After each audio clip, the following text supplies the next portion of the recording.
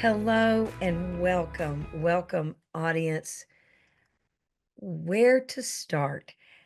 Introducing you to the lovely Monica Ion. She is in Romania, and I think she shies away, it turns out, from the title of the #1 coach for coaches in Romania. And I can tell you that her reach is global. She is beautiful in and out. I was so touched when we were introduced by a dear friend, Blair, who is a lovely human being as well. And Monica, I want to read to you all a little bit because I want to get this just right. She is the founder of the School of Universal Laws and FTP Methodology. My goodness gracious. She has degrees in psychology and sociology, combined with a background in math and science, and she has discovered the 7 universal laws. I can't wait till we dive in. Please try to quiet anything that's going on around you so you can absorb some of the beautiful information she's going to share with us today. Welcome, Monica. Hi, Carol. It's such an honor to be here, especially that when we connected for the first time, we managed to have such a heart-to-heart conversation. It was like all the stars aligned in this universe. And even though we were one side and the other of the ocean, we connected and we were so present with each other. And thank you very much. It's such an honor to be here. Oh my goodness, I feel the same, and already the chills have already started. Um, Tell us a little bit about these 7 universal laws. And I understand, and you share there are more than 7. However, the 7 are the foundation of these universal laws. Is that correct? We could say that it is what we know now as human beings. So these laws were discovered a long time ago. The ancient Greeks were knowing about them, and also the Chinese knew about the law of duality a long time ago. I'm just using them in human psychology, supporting people to have transformations, because if the whole universe is run by these laws and they are present everywhere, why wouldn't the human mind do the same? So we just take these laws and apply them on human psychology and human mind by asking questions that support people to shift their perceptions, and through that to reach different results. Wonderful. So let me ask you something, Monica. So it's through asking questions. Is there a first question? A certain, are there certain questions in order to get started with you, in order for you to help people understand and kind of break free of what's going on in order for them to really align with who they really are? There are protocols which lead you to different results. So it depends on what you want to achieve.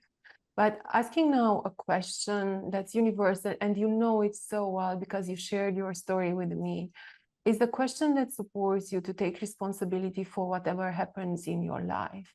And the question is, how have you co-created the situation you are in? Because Mm, it doesn't happen to you. It's not somebody else's responsibility. It's not that someone hurt you, but you put yourself in a position and allow some things with the way you are thinking and with the emotional structure you have mm, that ended in a specific situation. And when one takes responsibility for their lives, and then they realize that they are the ones who created that reality, then it can be easily undone.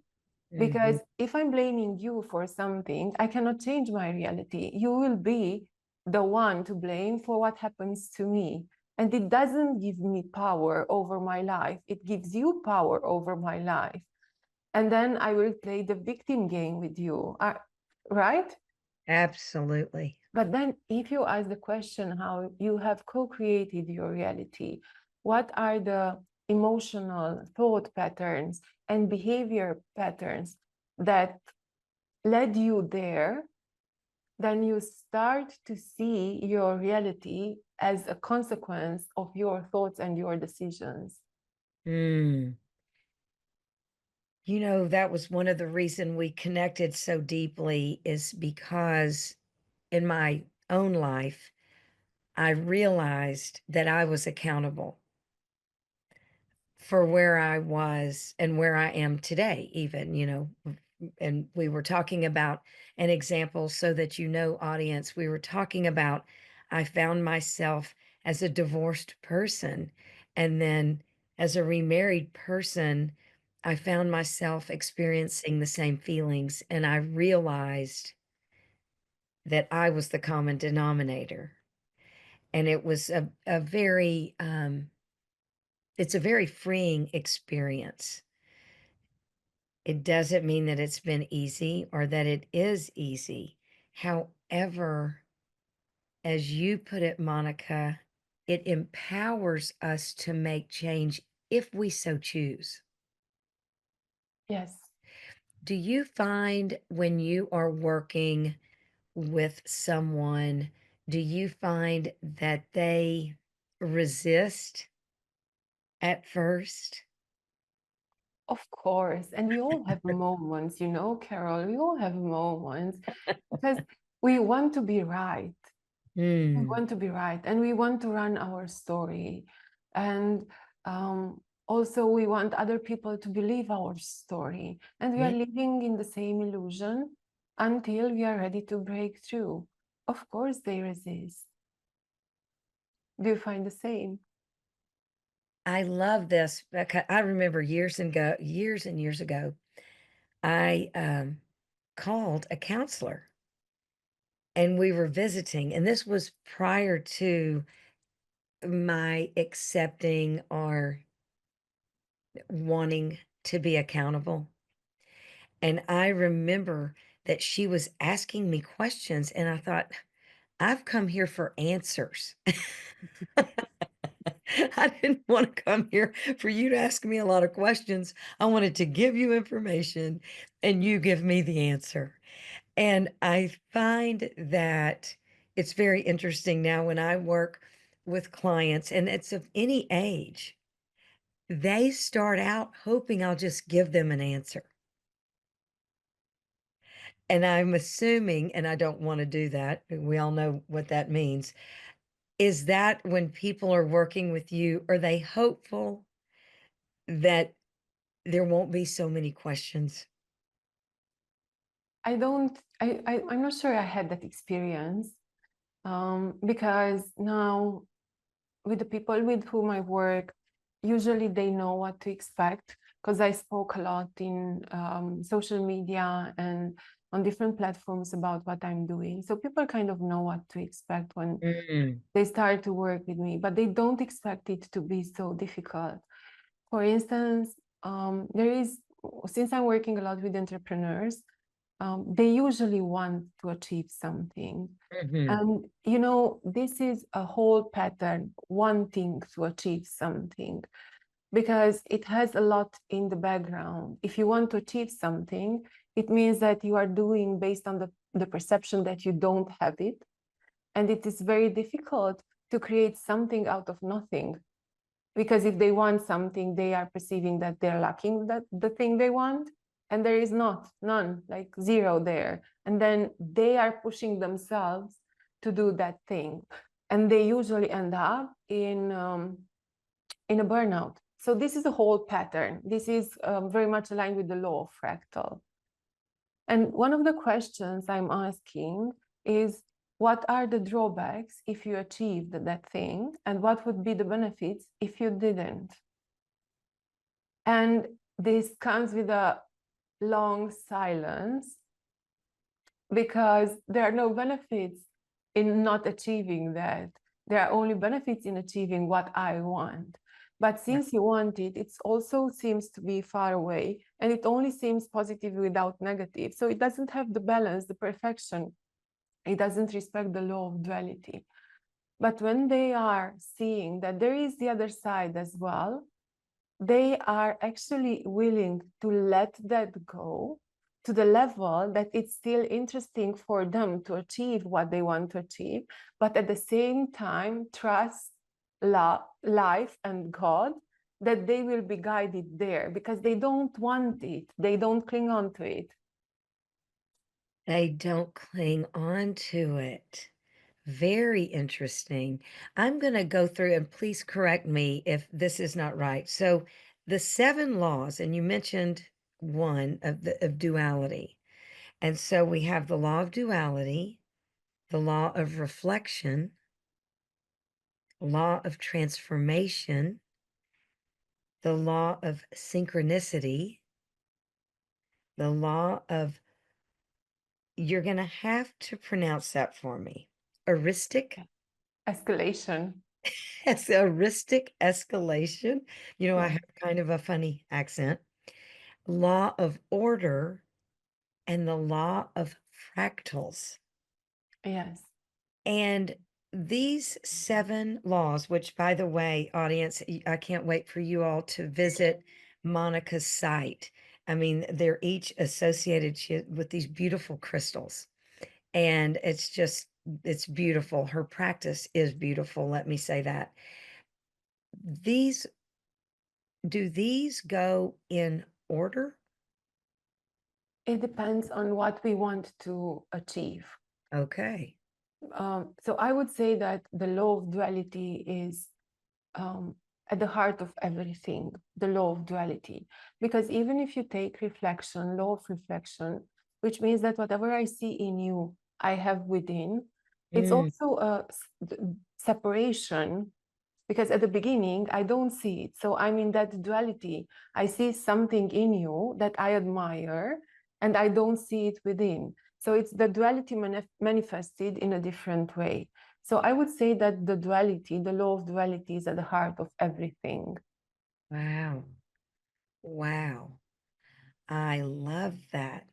And so when you start, what would be a question to get started if you and I are having, I'm fortunate enough to have this beautiful conversation with you, and you knew, well, that I was hoping to achieve, and I'll just give something very realistic. I'm working on a wonderful anthology in regards to surrender. And it's, of course, stories from people all over the world in order for others, hopefully, to learn from those stories of how God has worked in people's lives.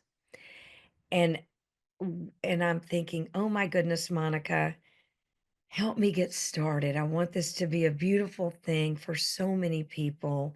And I want it to manifest in a manner that we're able to speak with those that would never have the opportunity to share their stories.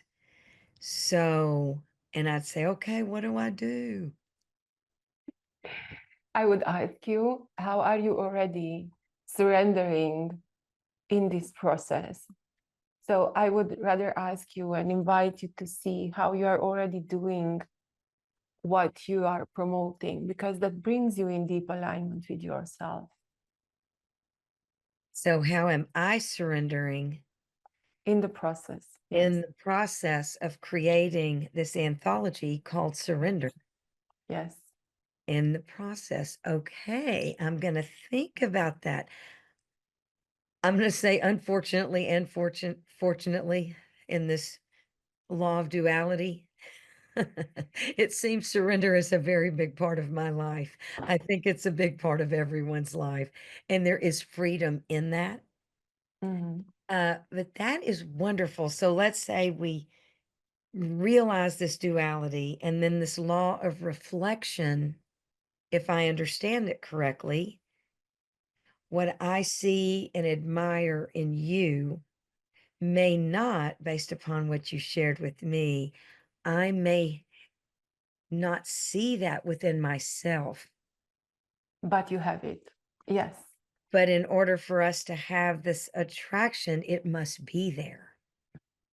it must be there. It must be there because you see it. You know, God created us, and we are created after God, right? After the face, and I'm not sure how you say it in English. Could you please help me out here? What's the saying you have that God created us Yes, in his image. in his image? Yes, thank you very much. Yes, So thank this you. is the first um, encounter we have with the law of reflection in his image. So this means that we all have at the spiritual level this connection with God. The second is in the law of reflection that whatever I see in you, I'm able to see it because I have it within. I wouldn't be able to recognize it if I didn't have it within. So this means that whatever I admire or I negatively judge in you as a trait, both, Yes. I have within. Otherwise, I wouldn't be able to recognize it. And it has the scientific explanation with um, some cells we have in the brain, like the mirror cells we have in the brain, which help us to identify quickly a behavior because we know it. And not only that, when I see that you are doing it in my mind, the behavior, I mean, in my mind, it is like I'm doing the same. And some Italian um, researchers were able to prove that these cells exist while working with monkeys. And they noticed that the monkeys were behaving like they were eating while they were not eating, just watching the scientist having his meal. So then he said, how come his brain is fired up in a way that the monkey is eating while he's not? And then this is the way they discovered the law, actually the mirror cells. Now, taken to human behavior, it's really helpful because, we have in this life the perception of separation. If I judge or I admire something about you, and but we are all part of one unit, of one existence, one being, one manifestation. So when I'm judging something or admiring something and I don't have the consciousness that I have that within, that creates separation. But if I start to see that whatever I see in you, whatever I admire in you, I have within, whatever I negatively judge in you or label in you, I have within, this opens the pathway between us and it can create real communication. And now, if we take this to the life of an entrepreneur, we can use this to support that entrepreneur to grow quickly. And also, we can use this law when somebody has some challenges, an entrepreneur has some challenges with his employees, and he's labeling them lazy or that they cannot be trusted, realizing when applying this law that everything is, yes, in within. Yeah. This is so wonderful. You know, and I really think, they're both so important. However, what stands out is when we judge someone and are saying, I can't believe so and so would do this, and it just feels yuck. And you're thinking that they are different so often. And we do. I remember sharing that with my kiddos. When you see something going on that you don't approve of, that you're judging, just remember it's because this is mirroring exactly like you said, these Italian researchers, and they actually found these, that this exists. But it is amazing. And then all of a sudden, with that information, it allows us to be more curious rather than judgmental.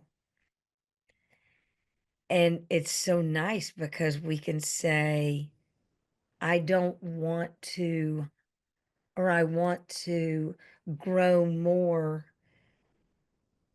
in what I see in others, like what we admire in others, their kindness, their generosity, their, their beautiful listening skills, whatever it may be. And it's kind of reassuring to say it's not just the negative things that are within me. I also have these beautiful things that so often I think we hesitate to accept because we're thinking, oh, we think so much of ourselves rather than we've all been created by God in his image. So it's a beautiful thing to be able to accept the good in ourselves as well. Definitely. And if I may add to that, Please.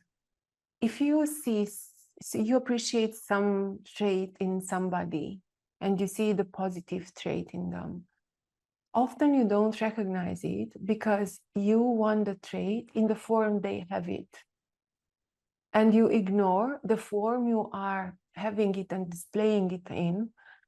And this is very important because it leads you to authenticity. So I can have those amazing skills to ask questions as I admiring them in you, but the way I'm doing it is unique to me.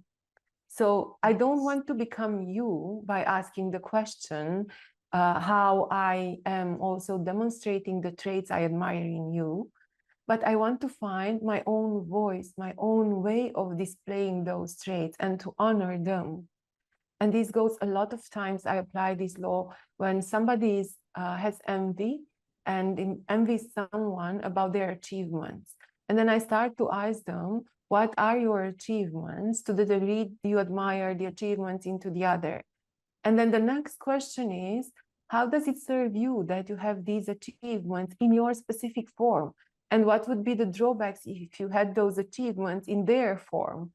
And they Mm, start to understand that the form they are having those achievements in or the traits in is actually perfect for them. So God is like the ability to recognize that whatever it is in your life, in the way it is perfect to you. And then you have less judgment and connection to higher realms like hearts, soul, and God, your mission and God. yes, I love that because, it's interesting. The foundation of everything I do is that you are this precious child of God and you matter and your story matters. And to your point, your unique story, the way you share your unique gifts. And to your point, if we share the same gifts, we share them differently in order, and I think that's one of the beautiful mysteries, right? That is why the same gifts, even the same messages are heard at different times by different people. You and I may have spoken about this. I think about my amazing mom and dad, our amazing mom and dad, one of 11 I am, and I can't imagine how it must have felt for them to give the same message and how often and how differently each of us had to hear that message from different people to get it. It took someone else's unique way to speak to us. I think that happens a lot.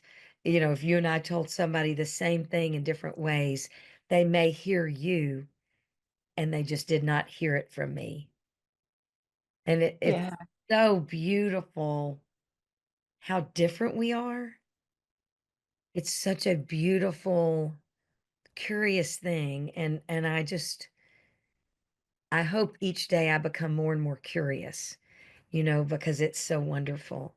Well, now, Monica, and I'm going to check because, you know how I love to visit with you. I could like to stay on for a very long time.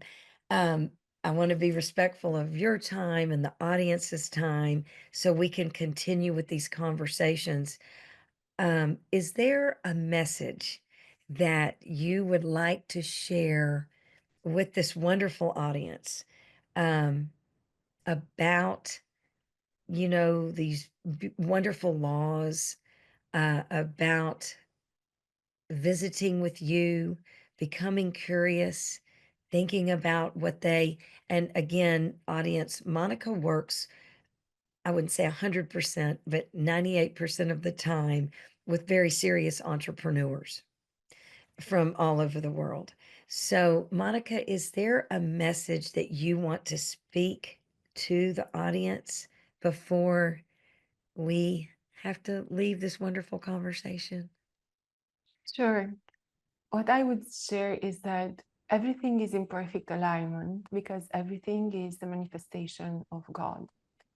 When you see that perfect alignment, using the universal laws, which supports you to see the perfect alignment and perfect order, everything becomes easier. And you have this amazing feeling that you are exactly in the place you are meant to be. You are doing exactly the things you are meant to do. And life has meaning. And you work for something bigger to achieve, even more bigger than you thought you are able to. Wow. I know that inspires me. And I am sure it is very inspiring to the audience.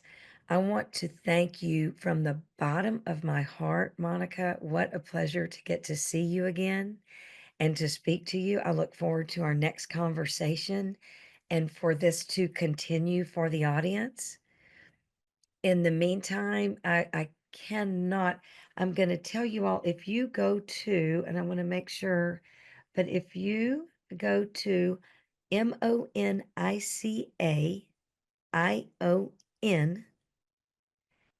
Monica Ion, you can follow her. And pretty soon, I can't wait to tell y'all another place to follow her. But you're going to be able to follow her on all your favorite platforms. Get curious. And of course, she's in Romania, but you can use the translation to hear and to read what she is saying if you don't speak Romanian. And you can just contact her. And I'll tell you, if you take a dive into her information on the seven universal laws, you're just going to become more and more curious. And I know more and more aligned with who you are. And I thank you all for being here so much. Thank you, Father. Thank you, Monica. And we will see each other very soon.